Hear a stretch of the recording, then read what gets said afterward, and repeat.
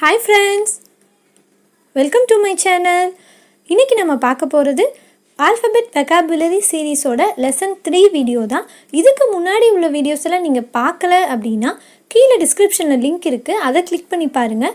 இந்த வீடியோ முடியும் போது என் ஸ்க்ரீன்லேயும் ஆல்ஃபபெட் வெக்காபுலரி அப்படின்னு ஒரு பிளேலிஸ்ட் வரும், அதையும் நீங்கள் கிளிக் பண்ணி பார்த்துக்கலாம். இப்போது நம்ம டெய்லியும் ஒவ்வொரு ஆல்ஃபபெட்டில் ஆரம்பிக்கிற நிறைய நியூ வேர்ட்ஸ் பற்றி தான் பார்த்துட்டு வரோம். ஸோ அந்த மாதிரி இன்றைக்கி நம்ம பார்க்க போகிறது என்ன அப்படின்னா ஆல்ஃபபெட் வெக்காபுலரி ஃபார் சி. இன்றைக்கி சி லெட்டரில் ஆரம்பிக்கிற 15 நியூ வேர்ட்ஸ் பற்றி தான் பார்க்க போகிறோம். அதோட மீனிங் ப்ளஸ் எக்ஸாம்பிள் சென்டென்ஸோடு பார்க்க போகிறோம். இந்த மாதிரி நம்ம தினமும் புது புது வார்த்தைகள் கற்றுக்கிறது மூலியமாக உங்கள் இங்கிலீஷை கண்டிப்பாக இம்ப்ரூவ் பண்ண முடியும். ஸோ வீடியோவை ஸ்கிப் பண்ணாமல் ஃபுல்லாக பாருங்கள்.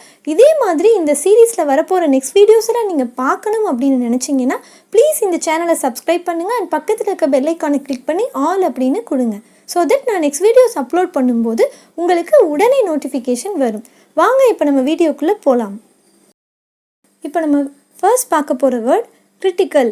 கிரிட்டிக்கல் அப்படின்னா நெருக்கடியான, ஆபத்தான அப்படின்ற அர்த்தத்தை கொடுக்கும். First sentence, that was a critical moment அப்படின்னா நம்ம ஏதோ ஒரு ஆபத்தான சூழ்நிலை மாட்டிக்கிட்டோம் அப்படின்னா அதை சொல்கிறதுக்கு that was a critical moment அப்படின்னு சொல்லலாம். Next one, he is not in critical condition. இப்போது ஒருத்தருக்கு ரொம்ப உடம்பு சரியில்லாமல் ஐசியூவில் அட்மிட் பண்ணியிருக்காங்க. அப்புறம் கொஞ்ச நாளில் அவர் உடம்பு சரியாயிருச்சு. ஸோ நார்மல் வார்டுக்கு மாற்றிட்டாங்க.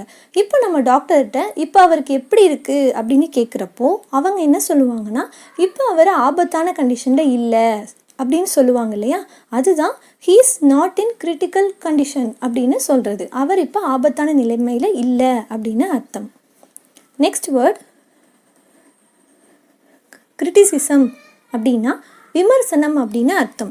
இப்போது ஒருத்தர் ஒரு வேலையை செய்கிறாங்க அப்படின்னா அதை பார்த்து மற்றவங்க அவங்களுக்கு ஒரு விமர்சனம் கொடுப்பாங்க இல்லையா, அதுதான் கிரிட்டிசிசம் அப்படின்னு சொல்கிறது.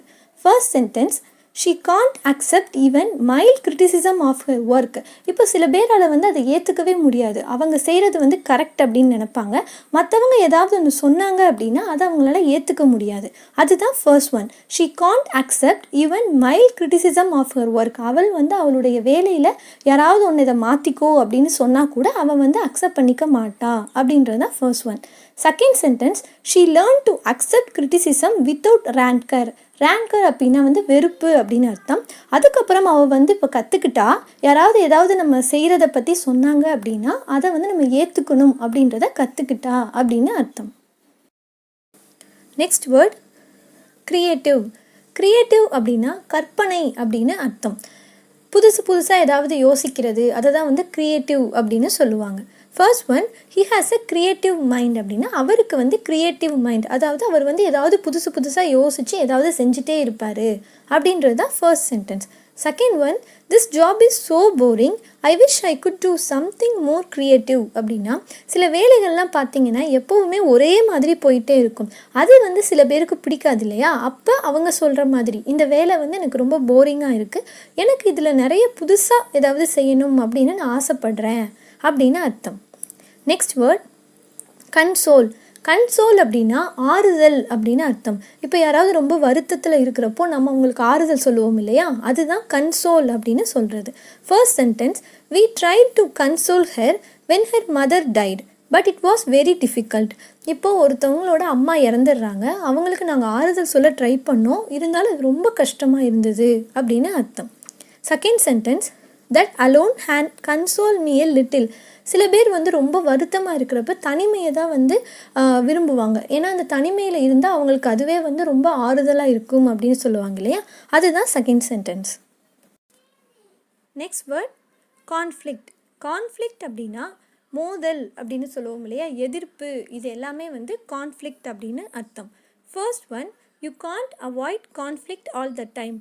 நம்ம எல்லா நேரத்துலையுமே நம்ம எதிர்ப்பை தெரிவிக்கக்கூடாதுன்னு நினைப்போம், ஆனால் நம்மளால் எல்லா நேரத்துலையுமே அதை கடைபிடிக்க முடியாது அப்படின்றது தான் ஃபர்ஸ்ட் ஒன்.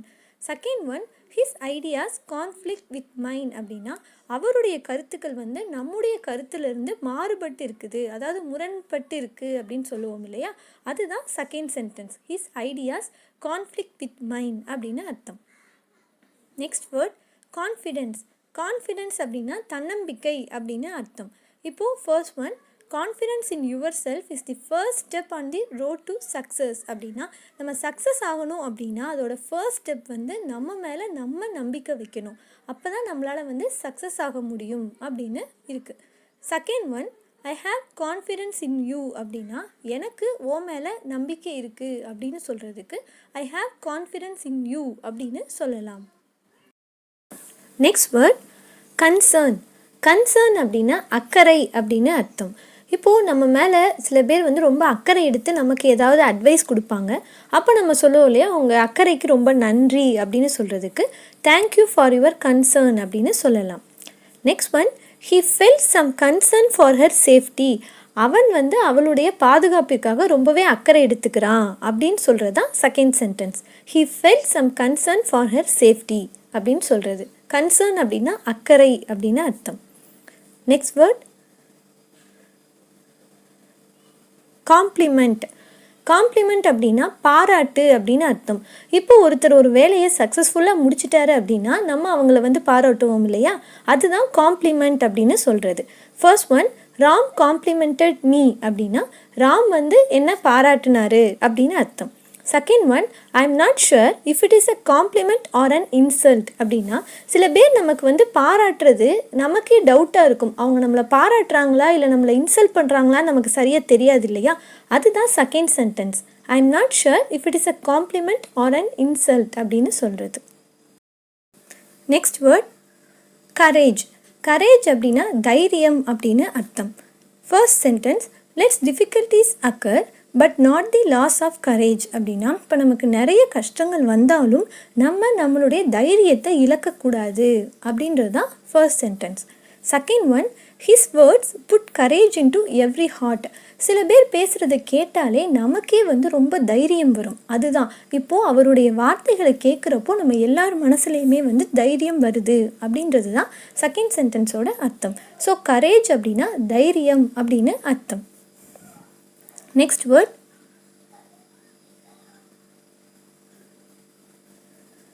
கன்ஜஸ்டட் அப்படின்னா நெரிசல் அப்படின்னு அர்த்தம். கூட்டம் அதெல்லாம் தான் நம்ம கன்ஜஸ்டட் அப்படின்னு சொல்லுவோம். First one, the city streets were congested with vehicles அப்படின்னா அந்த தெரு ஃபுல்லாகவே வந்து நிறைய வெஹிக்கிள்ஸ் வந்து நிறுத்தி வச்சுருக்காங்க. பைக், கார் அந்த மாதிரி நிற்கிறதுனால அங்கே ரொம்ப நமக்கு நெரிசலாக இருக்குது அப்படின்றது தான் first sentence. Second one, the bus is much congested அப்படின்னா அந்த பஸ்ஸில் ரொம்ப கூட்டமாக இருக்குது அப்படின்னு சொல்கிறதுக்கு தான் the bus. Next word convenient. Convenient அப்படின்னா வசதி அப்படின்னு சொல்லுவோம் இல்லையா, அதுதான் கன்வீனியன்ட் அப்படின்னு சொல்கிறது. ஃபர்ஸ்ட் ஒன், தட்ஸ் கன்வீனியன்ட் அப்படின்னா இப்போ நமக்கு யாராவது செஞ்சு கொடுத்தாங்கன்னா இது எனக்கு ரொம்ப வசதியாக இருக்குது அப்படின்னு சொல்லுவோம் இல்லையா, அதுதான் தட்ஸ் கன்வீனியன்ட் அப்படின்னு சொல்கிறது. Second one, please come when it is convenient அப்படின்னா உங்களுக்கு எப்போ வசதியாக இருக்குமோ அப்போ நீங்கள் வாங்க அப்படின்னு அர்த்தம். ஏன்னா அவங்களுக்கு எப்போ நீங்கள் ஃப்ரீயாக இருக்கிறப்போ வாங்க அப்படின்னு சொல்லுவோம் இல்லையா, அந்த மாதிரி உங்களுக்கு எப்போ வசதியாக இருக்குமோ அப்போ வாங்க அப்படின்னு அர்த்தம். Next word culture. கல்ச்சர் அப்படின்னா கலாச்சாரம் அப்படின்னு அர்த்தம். First one, she is very keen to learn about Indian culture அப்படின்னா அவள் வந்து இந்தியன் கல்ச்சரை வந்து கற்றுக்கிறதுல ரொம்ப ஆர்வமாக இருக்கா அப்படின்னு அர்த்தம். Second one, she is studying modern Japanese language and culture அப்படின்னா அவள் வந்து ஜாப்பனீஸோட லாங்குவேஜையும் கலாச்சாரத்தையும் இப்போ கற்றுட்ருக்கா அப்படின்னு அர்த்தம். ஸோ கல்ச்சர் அப்படின்னா கலாச்சாரம் அப்படின்னு அர்த்தம். Next word created. கிரியேட்டட் அப்படின்னா உருவாக்குதல் அப்படின்னு அர்த்தம்.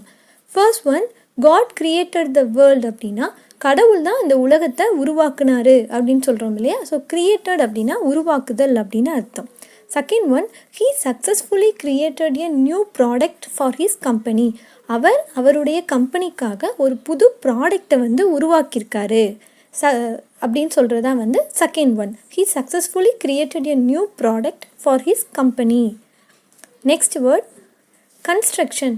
கன்ஸ்ட்ரக்ஷன் அப்படின்னா அது வந்து கட்டுமானத்தில் இருக்குது அப்படின்னு சொல்லுவோம் இல்லையா, அதை நம்ம கட்டிகிட்ருக்காங்க, ஏதோ ஒரு சம்திங் வந்து கட்டிகிட்ருக்காங்க அப்படின்னா அதை நம்ம கன்ஸ்ட்ரக்ஷன் அப்படின்னு சொல்லுவோம். First one, a dam is under construction அப்படின்னா அந்த டேம் வந்து இப்போ கட்டிகிட்ருக்காங்க அப்படின்னு அர்த்தம். Second sentence, construction of the new road has been completed now. ஒரு புது ரோடு வந்து போட்டுட்ருந்தாங்க இல்லையா, அது வந்து இப்போ வந்து கம்ப்ளீட் ஆயிடுச்சு அப்படின்னு சொல்கிறது தான் second sentence. Next word casual. Casual அப்படின்னா சாதாரணமாக இருக்கிறதா வந்து கேஷுவல் அப்படின்னு சொல்லுவாங்க. First one, her dress was casual but stunning அப்படின்னா அவங்க போட்டிருந்த ட்ரெஸ் வந்து சாதாரணமாக தான் இருந்தது, ஆனால் ரொம்பவே வந்து நல்லா இருந்தது அப்படின்னு சொல்கிறதா her dress was casual but stunning அப்படின்னு சொல்கிறது. Second one, it was just a casual comment, I tint mean it to be taken so seriously. இப்போ நம்ம சில சமயம் நம்ம சாதாரணமாக ஏதாவது சொல்லுவோம், அதை மற்றவங்க வந்து ரொம்ப சீரியஸாக ஏதாவது எடுத்துக்குவாங்க இல்லையா? அப்போ நம்ம வந்து நான் சாதாரணமாக தான் சொன்னேன், இதை வந்து நீங்கள் இவ்வளோ சீரியஸாக எடுத்துக்கிற அளவுக்கு நான் சொல்லலை அப்படின்றது தான் வந்து செகண்ட் சென்டென்ஸ். ஓகே ஃப்ரெண்ட்ஸ், இன்றைக்கி நம்ம சி லெட்டரில் ஆரம்பிக்கிற 15 நியூ வேர்ட்ஸ் பற்றி பார்த்தோம். அதோட மீனிங் எக்ஸாம்பிள் சென்டென்ஸோடு பார்த்தோம்.